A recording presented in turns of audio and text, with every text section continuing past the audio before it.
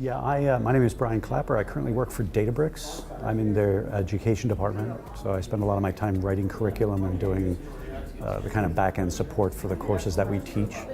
And I am based outside Philadelphia.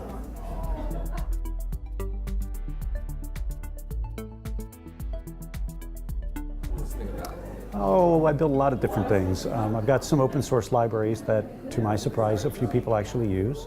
I spend a lot of my time these days in Spark because I work for a big data Spark company.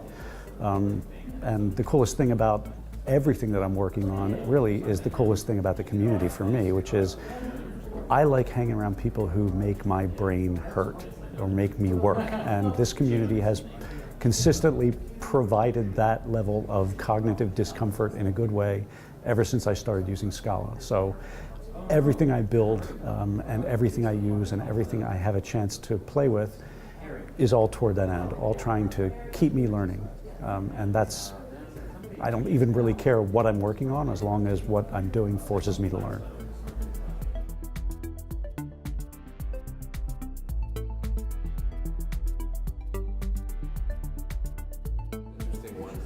Yeah, I can't pick one. They're all interesting. So I spoke in one of them, but I mean, they all interest me. That's the nature of this community.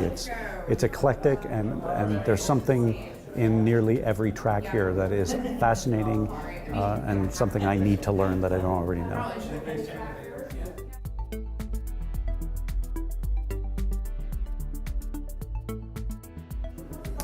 Well, for me, it was mostly, we were talking about Spark and the use of three different APIs in Spark, the data frames, the data sets, and the frameless API. And for me, one of the things I wanted to convey is that as a Scala programmer, one of the best practices is to use the kind of really cool type safety that you get out of these add-on projects like frameless. So that was essentially what my talk was about, a compare and contrast.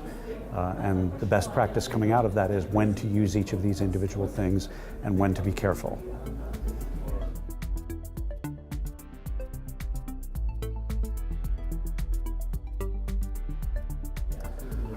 I think for me, what I would hope to learn more about, because this is an area that I need to grow in, I'd like to learn more about best practices with type level programming and category theory.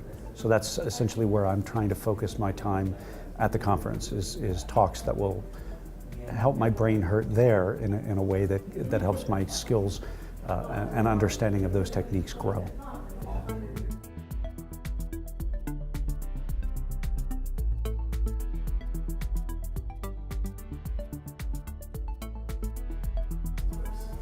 Yeah, I don't know if I can answer the second thing. I don't know that I feel knowledgeable enough to. One of the things I've learned is that I'm really lousy at predicting. But I can tell you how it changed my life. I came into Scala, oddly, through Python. I had spent 9 years doing almost nothing but Java. And I was getting really tired of the verbosity of the language. As much as I enjoyed using the JVM, I was tired of Java.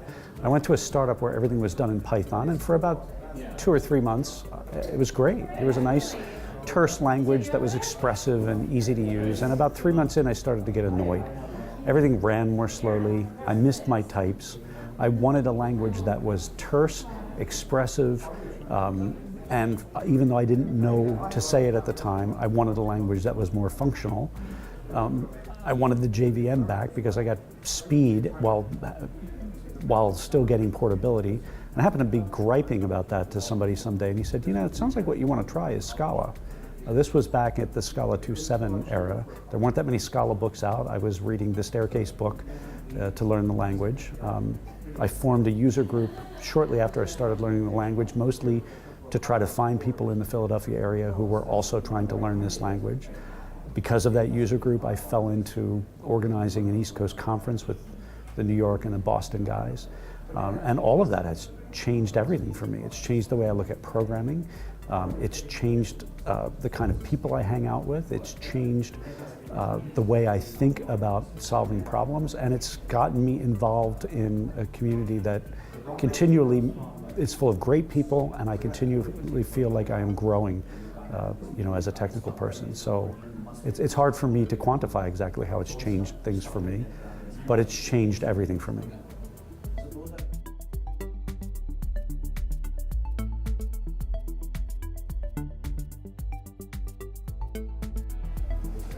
I'm going to focus on the people. I've been in the Scala community long enough now, since about 2011, that I've gotten to know, a lot of the people in the community.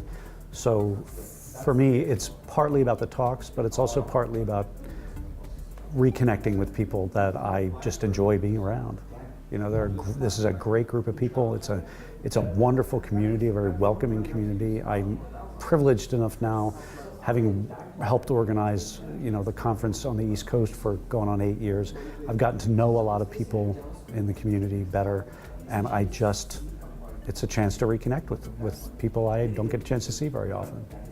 That's terrific. And I get to learn some things on top of all that. So, what's not to like?